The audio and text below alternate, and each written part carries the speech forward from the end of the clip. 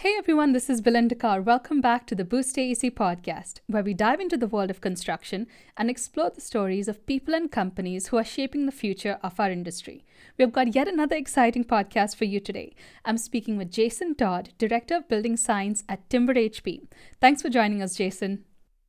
It's a pleasure, Belinda. Thank you for having me. So I'm really excited about this just because of the content and the type of materials, the type of products that you'll make. So TimberHP produces wood fiber insulation, which is I am a big fan of. I came across the product a couple of years ago and I made a YouTube video on it.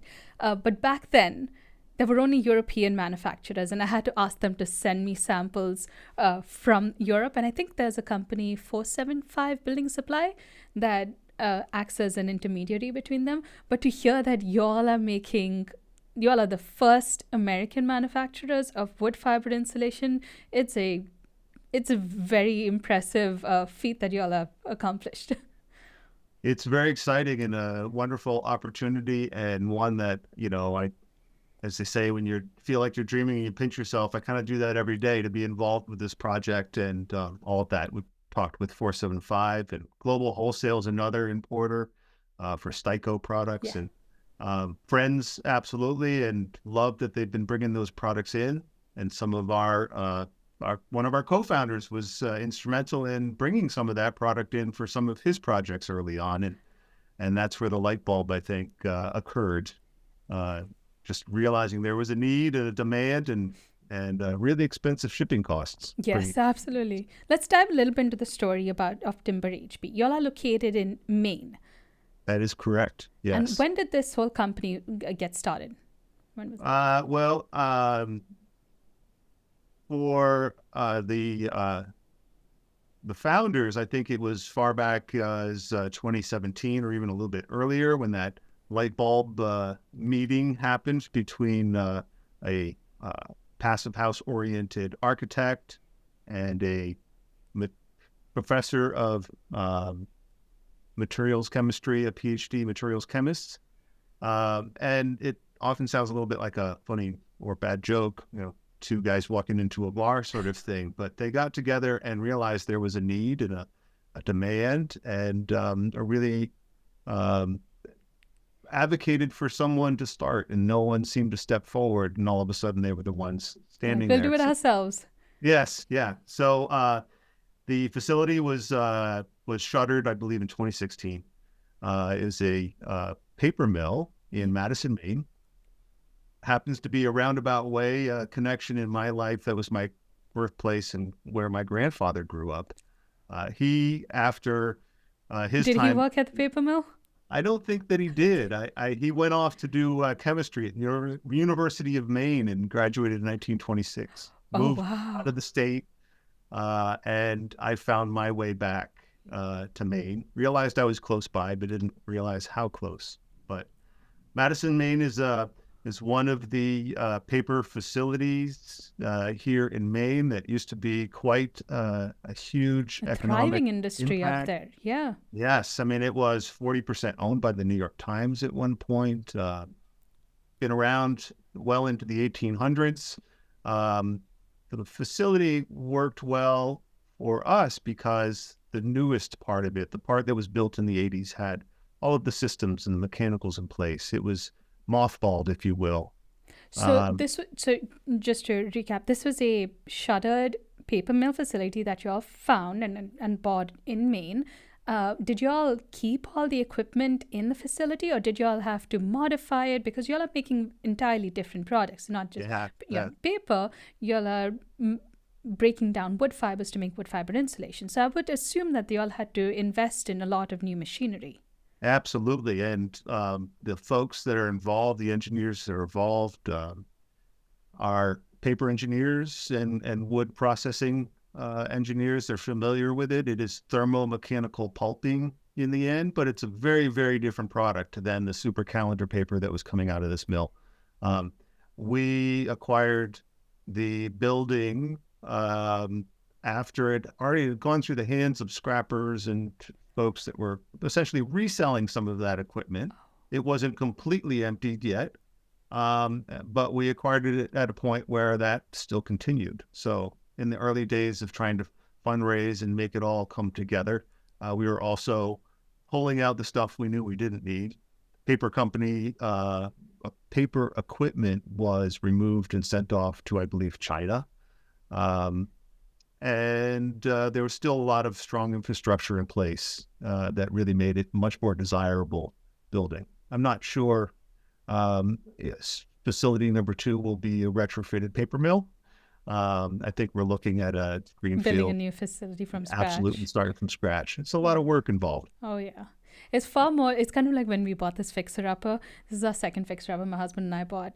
And in the beginning it's always like, oh, there's so much history to it. There's so much nostalgia associated with it. We want to preserve all that. But after 2 rounds of this, I think we're ready to just buy a new house. There's Start just fresh. so much that goes into retrofitting that you don't anticipate in the beginning. Yeah. And that's, that's on a very, very large scale. Yeah. I mean, one of the great things about this paper facility or paper facilities in general is how they compare process-wise might be different, and the equipment's different along the way. But the size and the mass of the building and the length of the runs are very similar. And that was, I think, one of the wins, that we could take paper equipment out and bring wood fiber processing equipment in. Some of that was secondhand, new to us.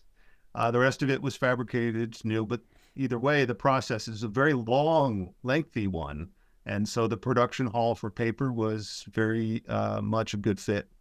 And then having that infrastructure, having the bridge cranes and all of those things in place to lift heavy things, made putting it all together inside go a little smoother, I think. Let's walk through that process. Like, wood fiber insulation obviously starts from wood waste, but can you walk us through the process of how you all convert wood waste into insulation for buildings? Sure. It's fundamentally the same for all 3 of the products that we have. 2 are in the market now, and the third one's coming towards the end of this summer, and that'd be and that's timber fill, which is loose fill insulation, timber bats, similar to mineral wool insulation bats that fit into stud bays, and the third that's coming this summer is timber board, which is a rigid exterior board insulation. That's correct.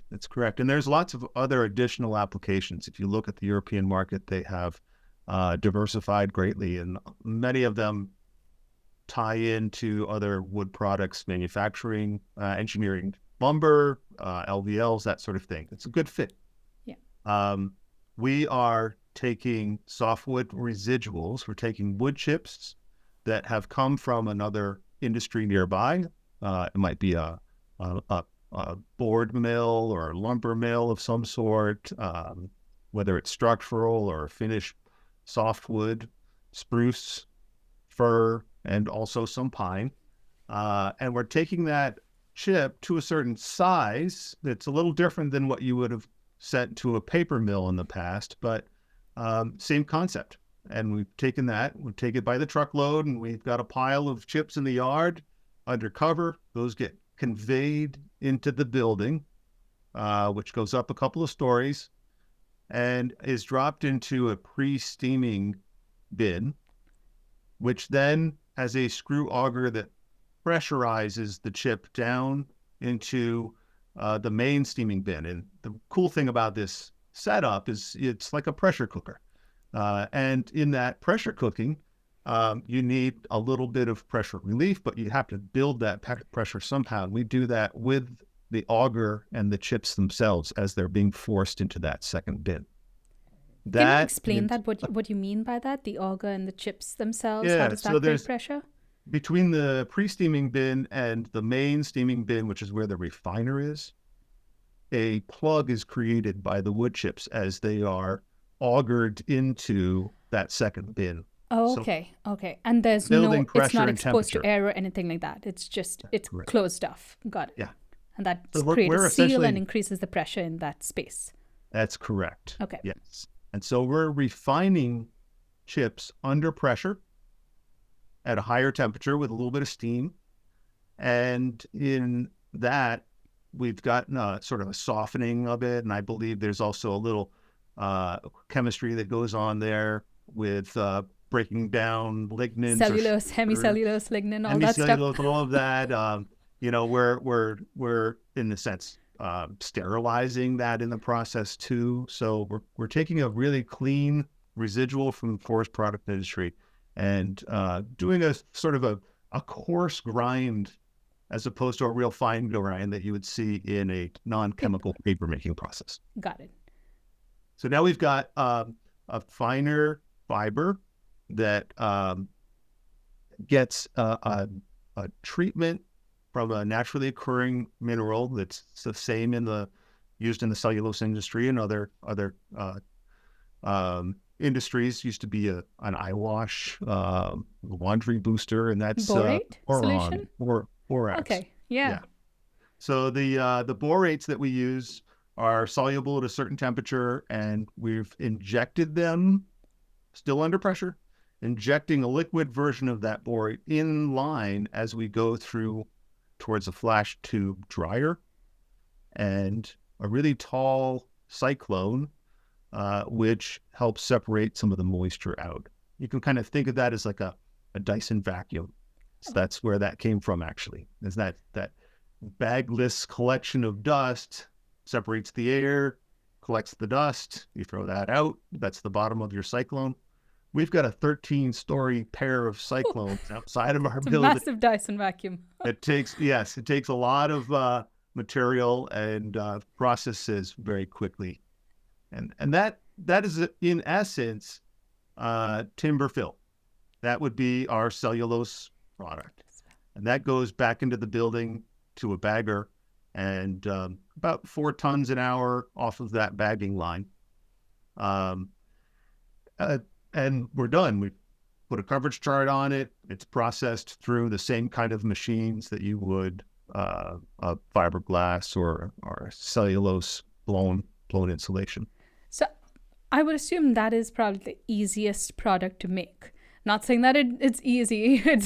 I'm sure there's a lot of trial and error that went into setting up the machines and getting all the temperatures and pressures and everything just right. But when you compare timber fill, timber bat, and timber board, that's probably the easiest because it's once the process is done, that's it. It's bagged and you can send it out. That is correct. And there's nothing else that's added to it at that point. It's put in a bag and sent on its way. That refining process is a little tricky. Yes. And where we've been learning the ropes, and we've had a lot of great support from equipment manufacturers from overseas. Some of them specific to the refining area, some of them specific to some of the other equipment as far as processing and packaging. Because this is a pretty standard product in Europe. Everyone understands it. It's used pretty widely too. So I would assume the lessons learned in Europe can be applied to the States too, right? Yes, as far as the manufacturing side of things go. Yeah. I think one of the unique things that we feel we bring to the table is that translation to this market and how it fits in a very diverse selection of climates, in building styles and applications. And so, in North America in general, we're wood framed construction, but we've got climate zones all over the map. And that has a lot to do with not just the temperature and the heating or cooling degree days, but also moisture and which side of things we should be on when it comes to control of all of those things. But most people in the States, at least for residential construction, they're more familiar and more comfortable with bats. It's just easier, especially from a DIY perspective. It's easier to fill those into stud cavities. So what's the process of turning timber fill into timber bats? So if we could back up in the process from the bagger and back out to the cyclone, we've taken the same fiber, the same refining, the same everything, which, by the way, from the pile of chips in the yard I described into a bag is like 15 minutes. Whoa! So one chip going through that whole process is very quick. And you said that was 4 tons? You said it's earlier? about 4 tons an hour, and that's a restriction by the speed of the bagger. The refiner can process probably closer to 10 tons per hour. Oh my gosh. And so it's not a small facility. Yeah. I've seen your before and after photos on Instagram. It's massive. Yeah, big Yeah. space, big space. The benefit of that is that we can actually split at that just before the bagger. We can split some of that fiber off to the bat line. And so from that point on, it's pneumatically conveyed to a different part of the building, brought up, and it's quite a Willy Wonka machine, our building. And the tubes bring the stuff up to smaller cyclones on the roof that take off the air at that point. The fiber is pretty dry. It's maybe 10% from a 50% moisture content from a green chip in the yard through the steaming and processing and drying. We get down to about 10%.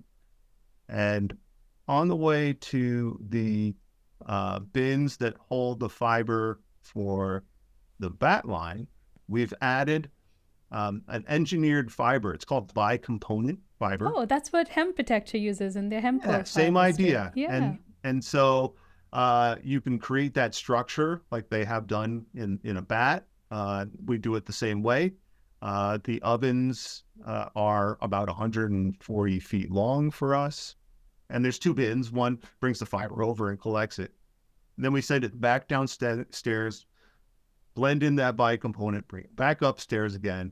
And then from that point, it starts a forming process, which is scalping off the right height of a stack of material that's over 8 feet wide. And that's continuous for as long as we need to run. You could run one length of bat all day long. That works its way through the oven. So similar to, I actually visited Hemp Protectors facility last year. So you're talking about mixing timber fill with this polyester, they call it bico fibers. And then they have this airlay machine where you can adjust the height of this mixture based on the bat size that you need. And then does that takes it into ovens where it is slowly compressed into the final thickness? Is that the process you all do? The thickness is set. For us, okay. It is set. And so that's that initial phase. If you, I could take you on a visual tour, and we've got a nice little slide deck that goes through all of this with pictures. But if you could go through that and imagine the before we get to the oven, we've actually created that height already. So we have an 8-foot wide stack of fiber with bico ready to go, and it is 5.5 inches thick, or 3 or 6 or 7.25, whatever bat thickness we're making. Okay. And then that ends up going through that long oven, and there are fans that are pushing airflow down through the bat and then back up through the bat. So we get a nice blending and integration of that bico all the way up to this process. And then as much as we can get the heat flow to go through, especially in thicker bats, need that back and forth. So long, slow run time. It probably and the polyester bico fuses those wood fibers, wood chips together. Yes, so you can tell a really good bico mix when you can't see the bico. Bico, exactly. So if you have lots of white bits and pieces in there, it didn't blend as well. And we feel like, as best of a blend and melting that we can get, the better integrity and strength of that material. Not that there's a lot that needs to happen, but also just trying to reduce that component. So a big part of all the things we do has to do with wood. So the less plastic we can have in our wood. Exactly. I was just going to say that. I mean, that's the same criticism that hemp protector gets, is that it's hemp, just like wood, is an all natural product, and it's such a shame that we have to use plastic. But at the same time, we're using plastic in a very strategic manner and in the minimal amount possible. It's not like we're overusing it or being excessive or wasteful in its usage. It's serving a very important purpose, and it's creating a sustainable product. So I don't see the big problem with using bico to make timber bat. And we also talked about this earlier. Timber board is a different product that you all are working on, which hopefully will be released later this summer. And that's a more condensed, rigid exterior board insulation. Yes. And, you'd mentioned the the precedents that's been set overseas. It's been almost 25 years in Europe that these Wow. products have been made. This is not, we talk about innovation and all these things that we're doing, and it's not that there's innovation occurring so much yet. We look forward to that moment where we really start applying membranes or coatings or adding textures or sealing something to the bat, or who knows what it is, but that's going to be even more fun. Um, But the that's awesome that you're already thinking about that. It's not, Timber HP may not just be a standalone insulation product. It could be an integrated product with other building elements too in the future. Absolutely, absolutely. We are involved in a research project funded by the Department of Energy with the University of Maine, which is a great facility, Advanced Structures and Composite Center. Started out as a wood products-based research center, got into offshore wind and other things, and we're helping them move back towards their origins and roots. And one of the things that we're looking at with them and some other companies are WIPs, wood insulated panels. Ooh, There's like instead of sips? instead of SIPs, yes. Ah, And I guess we lose the structural part there somehow yeah. in that analogy there. But same idea, a skin laminated to a core. The core is similar in our value. Um, our product is very vapor open, hydrophobic because of some of the treatments. But yeah, the possibility of one side or double side or something else entirely, very much open to that. Heck, we And haven't even touched upon all the advantages that wood fiber insulation offers over traditional. I mean, that's a huge part of this entire thing. It's not just a cool product. It's like you said, vapor open. It's sustainable. It's made from a renewable resource. There are so many advantages over traditional mineral wool insulation that we currently use. yeah. There are some places for mineral and glass Yeah. insulation, and robustability comes down to it. But we've always argued that I think it's best to do more with less. I think it's best to do as little harm as possible. And we have three pillars, if you will. Timber HP, and what is that HP? And it really depends on who's asking. And it's high performance, it's healthy planet, it's healthy people, and those are woven together. They have to be for, I think, a good product that meets as many of the goals as possible. And so it's a balance. We have to balance some of that. We use Bico fiber. We use a glue in our board that is pretty much Gorilla Glue. It's activated by moisture. It's in of itself, it's not a particularly safe chemical, but once it's integrated into the board, it's very safe. And the precedence with some of the manufacturers in Europe is that is the best way to do this. And they don't like adding just a little bit of paraffin or a little bit of something else because it's petroleum based. But Ah, that binder is the best binder yeah. for a board to make it durable and long lasting. That I could talk a little bit about the third product. I didn't get a chance to go through process wise. The timber board is, we can go back to the refiner because we have a separate one just for that. Yep, we could You do look that. at that product versus the others, it's a much finer fiber in that. So we have a different setting, much tighter.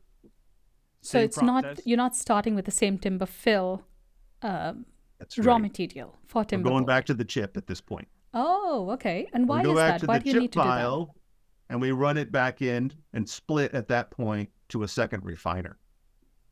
And that means we can run timber fill and timber bat at the same time and also run timber board. I think it's 700 million pounds of timber fill a year at full capacity, 11 million cubic feet of bat and another 22 of board. There's a lot of material that can come out of this facility, all from residuals that have not had an outlet because of the decline of the paper industry. So But what are the hurdles that y'all have faced so far? I mean, everything, I'm sure y'all have gone through lots of growing pains. And now that you've got the factory up and running, I'm sure y'all can breathe a sigh of relief. But there have to be some hurdles that y'all have faced just getting, either when it comes to code compliance, getting the industry to understand what this new product is in the States at least, or even just setting up the plant. Yeah, I mean yeah, so many hurdles. Before I came on board, the pandemic was a hurdle. Yeah. That the original founders of the company worked their way through that. I think we survived by selling a lot of the stainless piping out of the facility we knew we didn't need at that point. Initial fundraising, all of that came through after the pandemic, because largely because of a solid waste municipal um, bond package. So there were a good 100 or so private investors up front, and then a bond attached onto that afterwards, because we were taking softwood residuals and we're processing them into something useful. There's lots of good reasons to support that. One is just landfill and waste, and talk about sustainability, but also about carbon. We're using a byproduct of an industry that is occurring. We're harvesting wood. Luckily for us here in Maine, most of that is FSC certified. It's just bountiful amounts of material, and there's a great carbon story as well, of course, because we're not actually incurring that harvest per se, but capturing more of what has been harvested in the process. So when y'all eventually set up your next facility, would you look to the northwest, because there's a ton of logging, sustainable logging going Yeah, on over there too? yeah, absolutely. We are eyeing the Pacific Northwest. Very similar climate needs as far as insulation and continuous exterior. The amount of raw materials. I mean, anywhere along the border between our neighbors to the north and the upper parts of the United States work well, but also further afield. I mean, there could be um, Eastern Texas, for example. There's softwood industry there, and down in the south as well. So we have eyes on all of these great areas for raw material, and would hope to uh, you know saddle up or be neighbors with another wood manufacturing facility, because You mean thereby like a mass timber facility, maybe? could be mass timber, it could be board, a sheet, structural sheathing, Okay. whatever it might be. Simply because of the synergies in materials, uh, of the same area, proximity makes a lot of sense. The ability to look at cogeneration, uh, offsetting fossil fuels by using wood for heat and steam and all of those things. There's And a all, really cool factory up in Idaho, Wagon Timbers. I think they're a yes, multi-generational company, really great values. I think y'all could work for.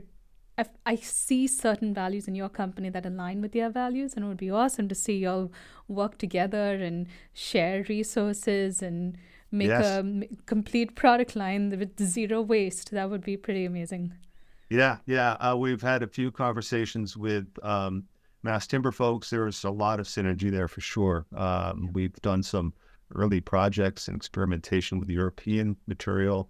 Uh, Sister company, a company before, Opal Build, uh, did mass timber, uh, CLT with wood fiber laminated to that, and an additional wood siding. And so we had a fairly small facility. It's actually here in Maine. It's a small school, Montessori school.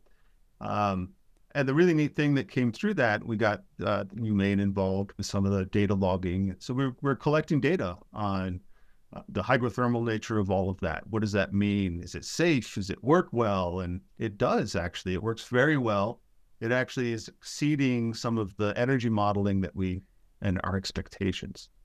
Because I think there's much more with wood products in particular that we don't readily account for. The Europeans have caught on to some degree, uh, but the density and the mass and the low conductivity of this material versus other traditional materials lends itself well to what we call summer heat protection or thermal inertia. This idea that we're familiar with, especially in the passive solar world of the past, and the notion of having a big thermal mass. Mm-hmm. Get enough heat into something, it will actually then radiate that heat afterwards. But we can also talk about thermal mass in terms of just slowing the flow down. And wood is like a sponge and has such a high capacity, is such great effort. I mean, it Battery is in a sense. cellulose, and it really slows things down to a point where, especially here in the Northeast and in other parts of the country on shoulder seasons, as long as you've got a decent difference in temperature from the day to the evening, you might be able to slow heat gains down much more significantly with wood fiber versus foam or mineral fiber products. And that mass, if you will, the insulation slash mass, thermal mass, allows you to not turn on that cooling or leave the room because it's uncomfortable. Yeah. And then you've got the cooler night air. It's not going to work in Phoenix, Arizona when it's 100 and then 110. Yes. But that's a neat idea. I think that we're starting to explore and dive into a little bit more some of the added benefits of using these bio-based materials. I have to congratulate y'all because I know just last week, I think y'all won a most innovative award, a most innovative product at the International Builder Show. Yeah, we had, I'm not even clear. I think we won 2 or 3 things at the International Builder Show. It was a wonderful experience. We were part of the startup zone and new products, and great to see so many folks out there that were familiar with us, and Yeah. that sense of surprise and bewilderment that people come up and say, what exactly is this? And it takes them a bit. And they come around real fast. All of a sudden, you explain what it's for and what it does, and it makes perfect sense all of a sudden. Yeah. It's like your eyes get open wide, and you look at things new when you see something that's innovative and different, but then so easy to actually understand once it's all done. Absolutely. Thank you, Jason, for explaining the entire production line, how timber fill is made, how timber bat, and how timber board is made. But before you go, I do have one last question for you, and I try to ask all my podcast guests this. What advice would you have for a young professional who wants to change our industry by looking at alternative building materials? It's a very interesting question. I think that some people fall into a wonderful line of education called engineering. And my son is going through that right now. And I think that you end up in a discipline that you become a very useful tool to an organization in sorting that all out. And I've appreciated the paper engineers and chemical engineers and the electrical engineers and all the people that have come together to bring this product into the market. I came at things a little bit differently. I studied social thought and political economy. Whoa, okay. Not engineering. But I've always been a very hands-on person and really appreciated installing things and how things come together.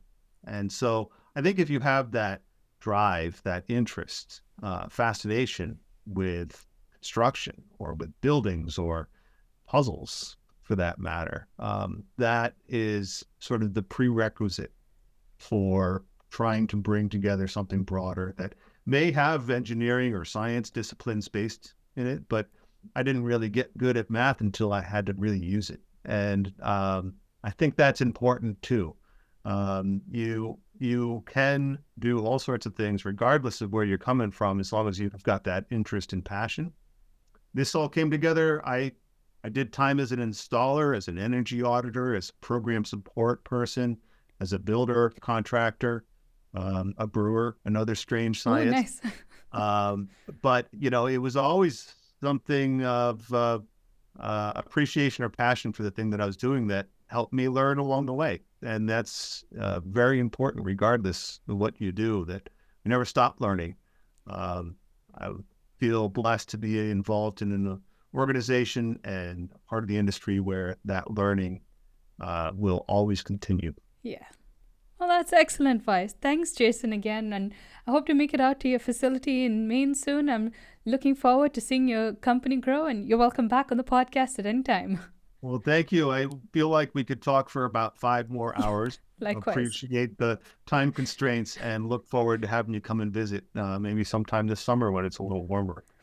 That would be wonderful. Thanks again, Jason. Great. See ya. Thank you.